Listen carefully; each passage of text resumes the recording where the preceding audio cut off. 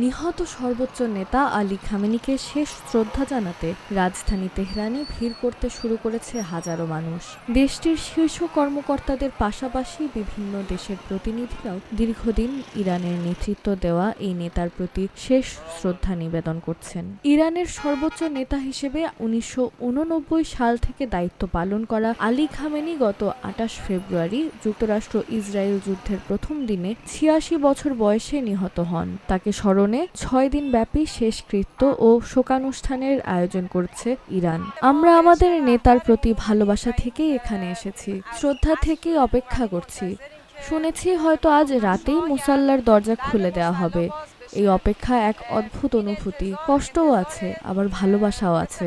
আমরা শুধু আমাদের নেতাকে শেষবারের মতো বিদায় জানাতে চাই। আমি বিশ্বাস করি এই উপস্থিতি বিশ্বকে দেখিয়ে দেবে যে ইরানিরা প্রতিরোধ ও দৃঢ়তার প্রতীক।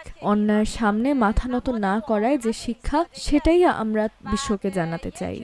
আমরা ইসলামের ইতিহাসের একজন মহান ব্যক্তিত্ব এবং সমকালীন ইরানের ইতিহাসের একজন মহান মানুষকে হারিয়েছি।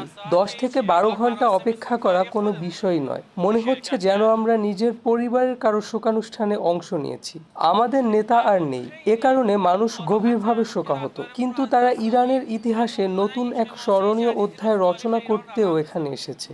আমাদের শহীদ নেতা বছরের পর বছর এই দেশের জন্য কাজ করেছেন, নিজের জীবনও উৎসর্গ করেছেন। তাকে শেষ বিদায় জানানোই আমাদের পক্ষ থেকে তার প্রতি কৃতজ্ঞতা প্রকাশের শেষ সুযোগ। আশা করি তিনি আমাদের প্রতি সন্তুষ্ট থাকবেন। তাকে সর্বোচ্চ সম্মানের সঙ্গে বিদায় জানানো আমাদের দায়িত্ব। তার দেশপ্রেম ও আত্মত্যাগের প্রতি শ্রদ্ধা জানানোর এটাই আমাদের শেষ সুযোগ।